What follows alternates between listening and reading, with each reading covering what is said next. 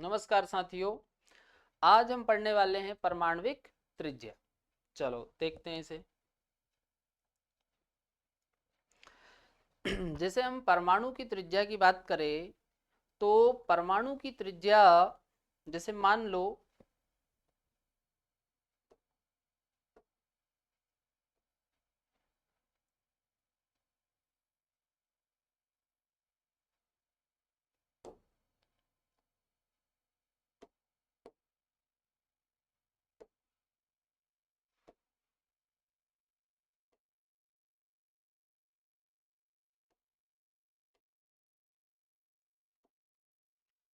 लो ये एक परमाणु है ना।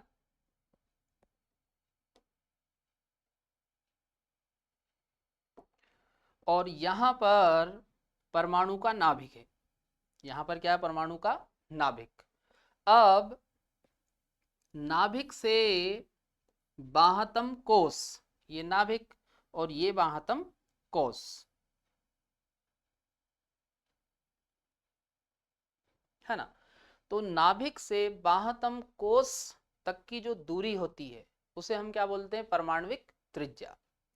पर इस प्रकार से परमाणु की त्रिज्या निकालना कठिन होता है, क्योंकि परमाणु को पृथक करना कठिन होता है और परमाणु का जो आकार है वो बहुत छोटा होता है ना। इसलिए इस प्रकार से परमाणु की त्रिज्या की गणना करना कठिन होता है। तो फिर गणना कैसे करेंगे? चलो इधर देखो।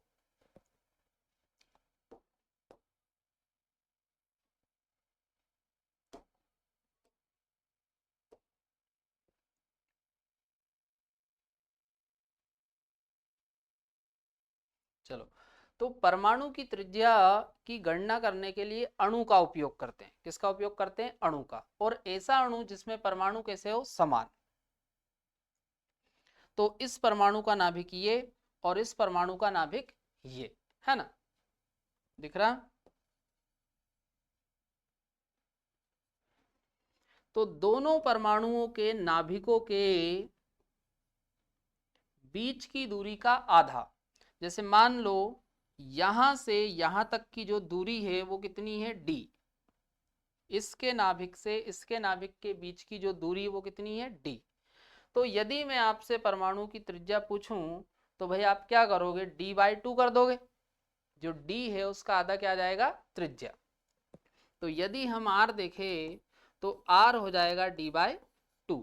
मतलब हम बोल सकते हैं कि परमाणुओं के नाभिकों के बीच की दूरी का आधा, परमाणु के नाभिकों के बीच की दूरी का आधा क्या कहलाएगा?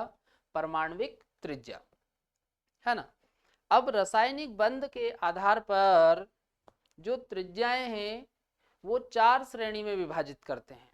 कितनी श्रेणी में विभाजित करते हैं? चार, है ना। देखो एक एक करके। तो पहली है सहसंयोजक त्रिज्या, दूसरी है धात्विक त्रिज्या, तीसरी है वंडरवाल त्रिज्या और चौथी है आयनिक त्रिज्या, है ना। अब इन त्रिज्याओं के बारे में हम एक एक करके देखेंगे। चलो,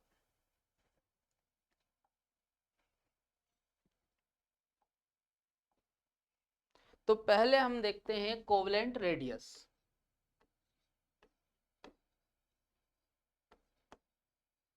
कोवलेंट रेडियस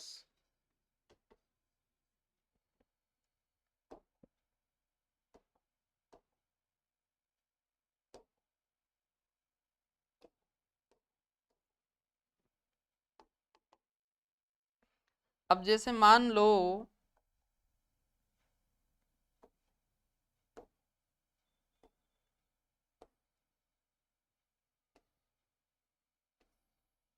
ये हमने एक परमाणु बना लिया, है ना।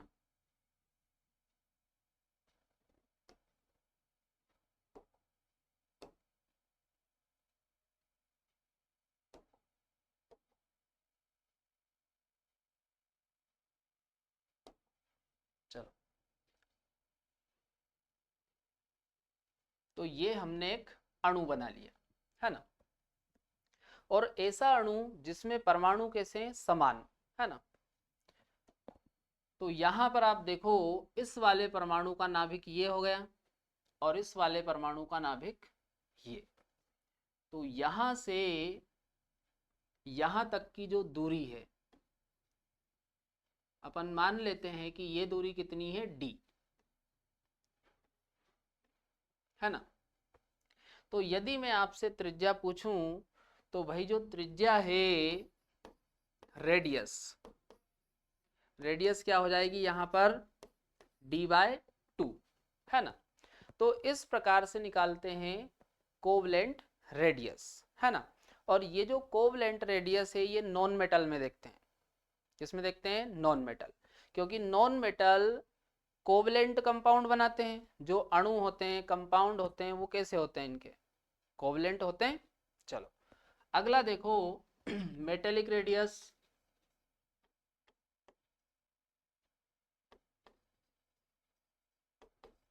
मेटेलिक रेडियस,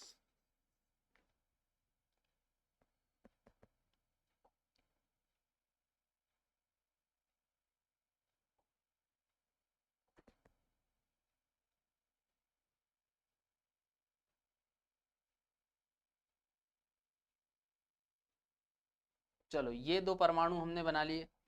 अब यहां पर आप देखो इस वाले परमाणु का नाभिक ये है और इस वाले परमाणु का नाभिक ये। यहां भी हम मान लेते हैं कि दोनों परमाणुओं के नाभिकों के मध्य की जो दूरी है वो कितनी है, d।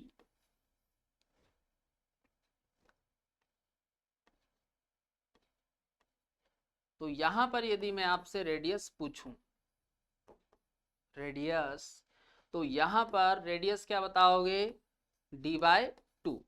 भाई दोनों के नाभिकों के मध्य की जो दूरी है उसका आधा क्या हो जाएगा, रेडियस।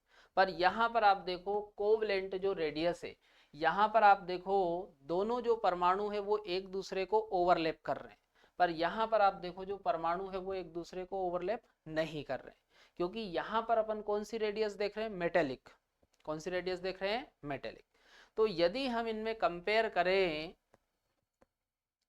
रेडियस में कि भाई कौन सी ज्यादा होगी और कौन सी कम, है ना, तो मेटेलिक रेडियस ज्यादा होती है, मेटेलिक रेडियस किसकी तुलना में, कोवलेंट रेडियस, कोवलेंट रेडियस। तो ये ध्यान रखना जो मेटेलिक रेडियस है वो कोवलेंट रेडियस से ज्यादा होती है ना। और ये हम किन में देखेंगे, मेटल में। जैसे एस ब्लॉक के एलिमेंट है तो एस ब्लॉक में क्या है, सभी मेटल है, तो वहां पर जो रेडियस है वो कौन सी होगी, मेटेलिक रेडियस। और पी ब्लॉक में क्या है, नॉन मेटल, तो पी ब्लॉक में जब अपन रेडियस देखते हैं तो वो रेडियस कौन सी देखते हैं, कोवलेंट। चलो इतना समझ में आ रहा है। अगला देखो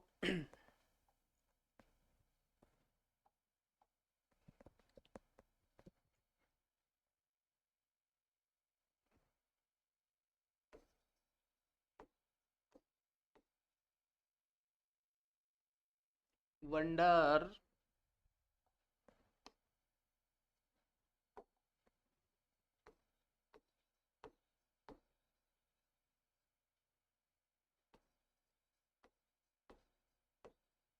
वंडरवाल्स रेडियस। अब देखो वंडरवाल जो रेडियस है, वंडरवाल जो रेडियस होती है,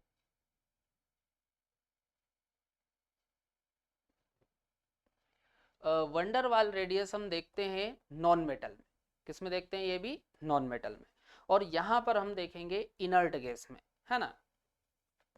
तो जो इनर्ट गैस है वो मॉलिक्यूल नहीं बनाती है। भाई पहले भी हमने पढ़ा है कि जो इनर्ट गैस होती है वो मॉलिक्यूल नहीं बनाती है ना।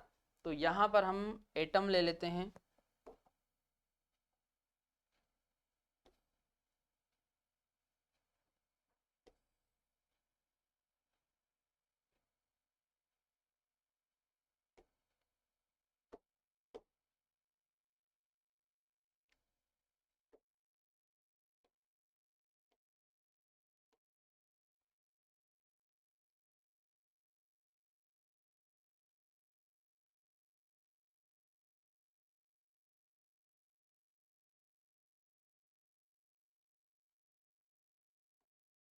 तो यहाँ पर इस एटम का नाभिक ये और इस एटम का नाभिक ये।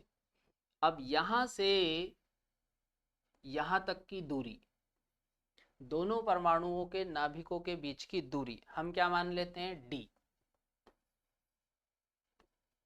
यहाँ से यहाँ तक की दूरी है ना। तो यदि हम रेडियस देखें तो रेडियस क्या हो जाएगी, d/2। अब यहाँ पर आप देखो परमाणु दूर दूर है, तो भाई ये त्रिज्या और भी ज्यादा होगी, है ना। जैसे आप देखो रेडियस तो सबसे ज्यादा होती है वंडरवाल रेडियस।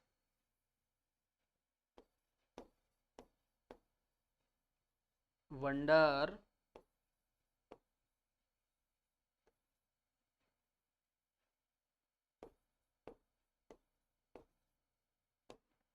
रेडियस, इससे कम होती है मेटेलिक रेडियस, और इससे भी कम होती है कोवलेंट रेडियस। कोवलेंट रेडियस, चलो तो ये ध्यान रखना, सबसे ज्यादा रेडियस कौन सी होती है, वंडरवाल, है ना। वंडरवाल से कम मेटेलिक, और सबसे कम कौन है, कोवलेंट रेडियस, है ना। अब इसके बाद हम यहाँ पर आयनिक रेडियस और देख लेते हैं। आयनिक रेडियस, है ना। अब देखो आयनिक रेडियस की हम इस प्रकार से तुलना नहीं करेंगे, क्योंकि आयनिक रेडियस कम भी हो सकती है और ज्यादा भी हो सकती है, क्योंकि आयन दो प्रकार के होते हैं, धनायन और ऋणायन। इसलिए हम आयनिक त्रिज्या की तुलना इनके साथ नहीं करेंगे, उसको अलग से ही देखेंगे। चलो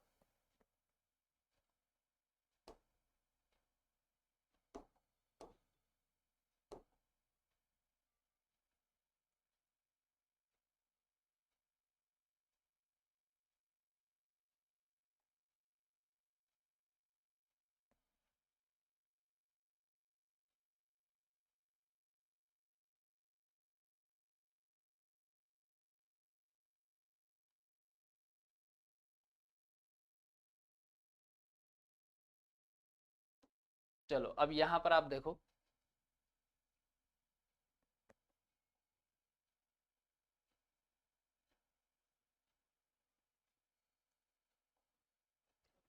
तो ये इसको हम मान लेते हैं धनायन। छोटा वाला क्या है, धनायन, और बड़ा वाला है ऋणायन, है ना। तो इसका नाभिक ये और इसका नाभिक ये। अब यहां से यहां तक की जो दूरी है ना,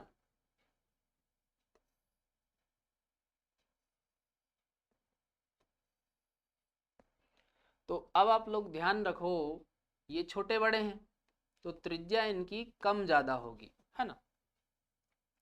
तो यहां से यहां तक की जो त्रिज्या है, ये त्रिज्या किसकी है, एनायन की। और यहां से यहां तक की जो त्रिज्या है, ये किसकी है, कैटायन की, है ना। क्योंकि आप देखो कैटायन कैसा होता है, छोटा, और एनायन कैसा होता है, बड़ा। तो कैटायन की जो त्रिज्या है वो कम है और एनायन की त्रिज्या कैसी है, ज्यादा। इतना समझ में आ रहा। चलो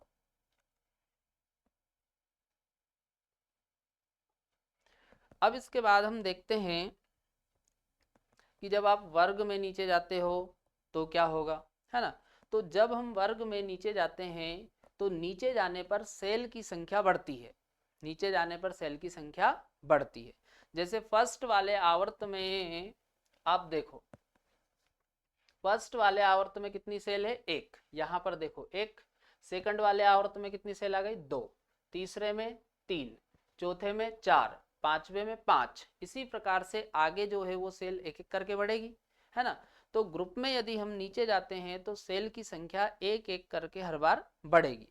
तो सेल की संख्या बढ़ने के कारण समूह में नीचे जाने पर त्रिज्या बढ़ती है, त्रिज्या बढ़ती है। या फिर आप यूं बोल दो कि परमाणविक आकार बढ़ता है, क्योंकि त्रिज्या बढ़ेगी तो परमाणविक आकार भी बढ़ेगा, है ना। तो इधर देखो, जैसे lithium, sodium, potassium, rubidium, caesium. अब आप देखो, lithium, sodium, potassium, rubidium, caesium, हम समूह में नीचे आ रहे हैं। तो समूह में नीचे आएंगे तो सेल की संख्या बढ़ेगी, और सेल की संख्या बढ़ेगी तो त्रिज्या भी बढ़ेगी। तो त्रिज्या का ऑर्डर ये बन जाएगा। चलो एक ऑर्डर और देखो, फ्लोरीन, क्लोरीन, ब्रोमीन, आयोडीन और एस्टाटीन। यहां पर आप देखो फ्लोरीन परिवार में हम नीचे जा रहे हैं। तो यहां पर आप देखो फ्लोरीन परिवार में जब आप नीचे जा रहे हो तो यहां भी भाई क्या होगा, सेल की संख्या बढ़ेगी, और सेल की संख्या बढ़ेगी तो परमाणविक त्रिज्या भी बढ़ेगी। तो ये ऑर्डर बन जाएगा, है ना। तो यहां पर हम नीचे लिख लेते हैं,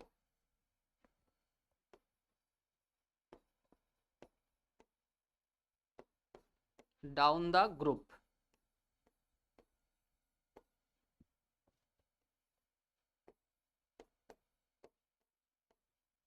एटॉमिक रेडियस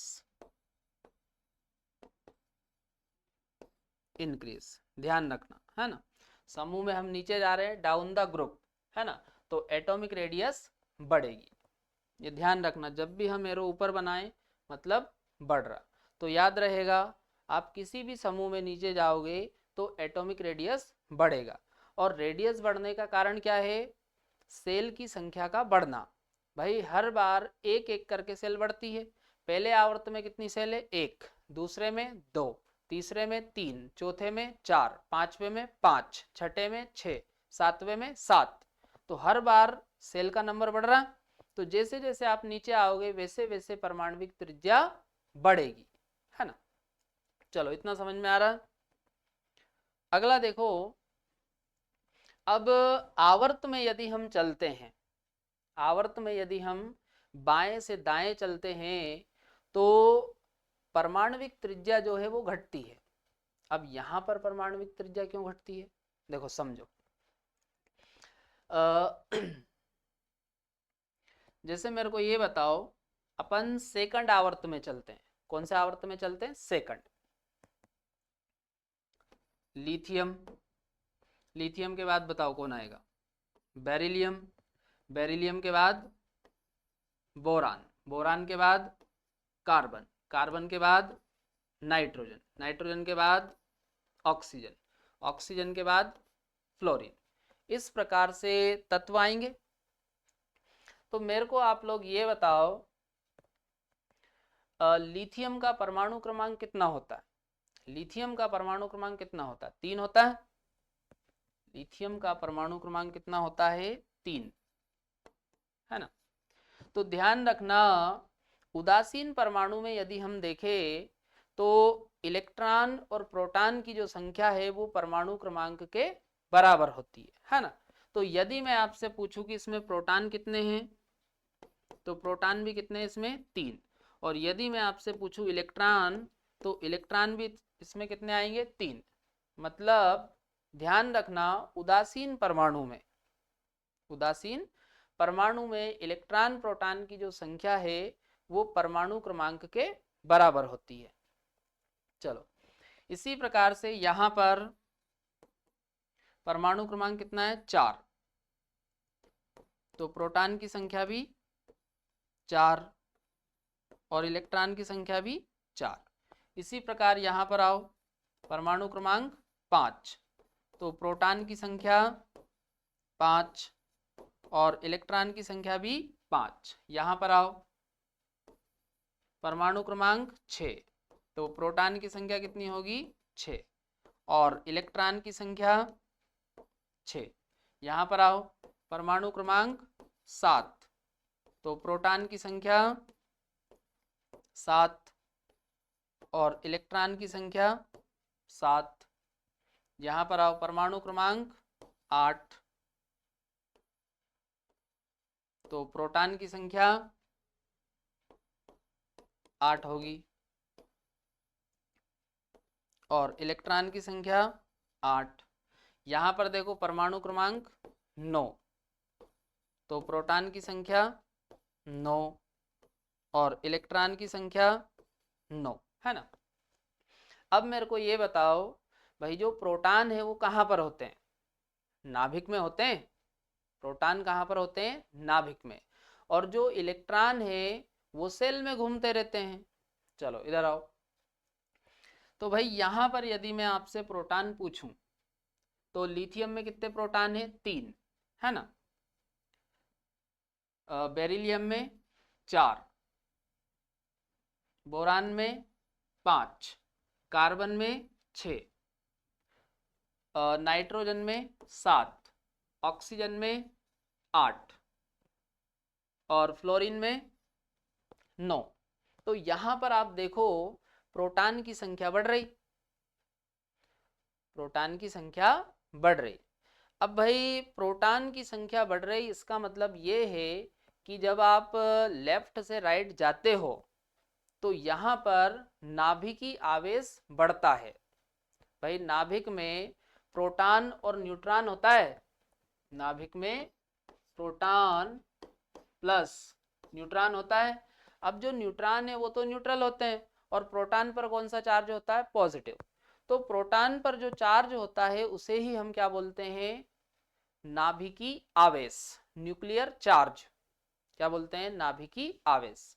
तो आप समझो यहाँ पे 3, यहाँ पे 4, यहाँ 5, 6, 7, 8, 9, मतलब क्या बढ़ रहा है? नाभिकी आवेश। अब भाई सीधी सी बात है, नाभिकी आवेश बढ़ेगा तो जो परमाणु है, जैसे जैसे नाभिकी आवेश बढ़ेगा वैसे वैसे परमाणु सिकुड़ता जाएगा और परमाणु सिकुड़ेगा तो सीधी सी बात है परमाणविक त्रिज्या कम होगी। इतना समझ में आ रहा?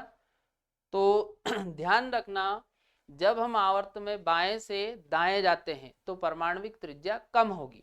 और कम होने का कारण यदि आपसे पूछे तो आपको क्या बताना है?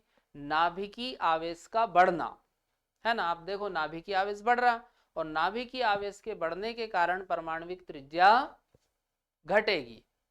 याद रहेगा इतना? चलो अब यहां पर आप देखो, हमने इनर्ट गैस को नहीं लिखा है। इनर्ट गैस को यहां पर हमने नहीं लिखा है। अब यदि इनर्ट गैस की हम बात करें तो किसी भी आवर्त में आप देखोगे तो सबसे ज्यादा जो त्रिज्या है वो इनर्ट गैस की होती है। किसकी होती है? इनर्ट गैस की। इनर्ट गैस की परमाणविक त्रिज्या आवर्त में सबसे ज्यादा इसलिए होती है क्योंकि इनर्ट गैस में हम वंडरवाल त्रिज्या देखते हैं। कौन सी त्रिज्या देखते हैं? वंडरवाल। भाई वंडरवाल त्रिज्या के अलावा कोई और त्रिज्या आप इनर्ट गैस में नहीं देख सकते, है ना। चलो अब हम कुछ ऑर्डर देखते हैं इनके। जैसे पहले आवर्त में बताओ, तो पहले आवर्त में 2 तत्व है, हाइड्रोजन और हीलियम। तो हाइड्रोजन और हीलियम में हम त्रिज्या देखें तो ज्यादा किसकी होगी? हीलियम की। भाई हीलियम क्या है? Inert gas. और इनर्ट गैस में हम कौन सी त्रिज्या देखते हैं? वंडरवाल। और वंडरवाल त्रिज्या ज्यादा होती है ना। और हाइड्रोजन में आप कौन सी देखोगे? कोवलेंट। तो भाई कोवलेंट और वंडरवाल में ज्यादा कौन सी होती है? वंडरवाल ज्यादा होती है। चलो अगला देखो। इसी प्रकार सेकंड आवर्त में lithium, beryllium, boron, carbon, nitrogen, oxygen, fluorine और नियोन। तो यहां पर क्या होगा? जो त्रिज्या का मान है वो घटेगा, है ना। पर यहां पर इनर्ट गैस पर आकर बढ़ जाता है। तो ऐसा करते हैं अपन, इसको सबसे आगे लिख लेते हैं क्योंकि इसकी त्रिज्या जो है वो सबसे ज्यादा होगी। लिथियम से भी इसकी त्रिज्या ज्यादा होगी, है ना। और यदि आपसे कारण पूछे कि भाई ऐसा क्यों हुआ, तो कारण क्या बताओगे? वंडरवाल त्रिज्या। क्योंकि नियोन क्या है, अक्री गैस, और अक्री गैस में त्रिज्या कौन सी देखते हैं, वंडरवाल। चलो इसी प्रकार से थर्ड वाले आवर्त में भी है सेम ऐसा ही, सोडियम,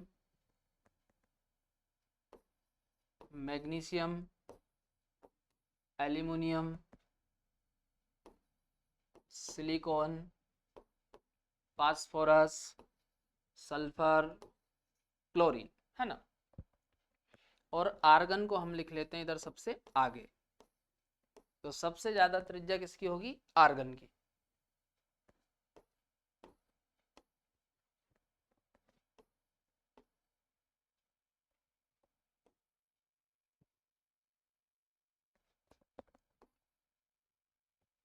चलो यहां भी हम लिख लेते हैं left to right, left to right atomic radius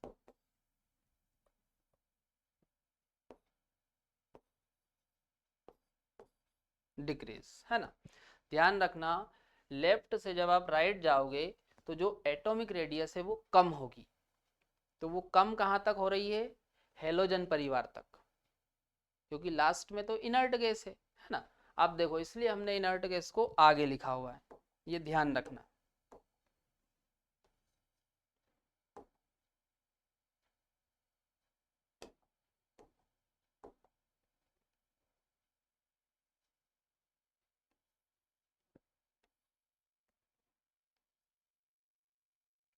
चलो इतना समझ में आया। चलो आज के लिए इतना काफी है। अब हम अगले वीडियो में देखेंगे आयनिक त्रिज्या।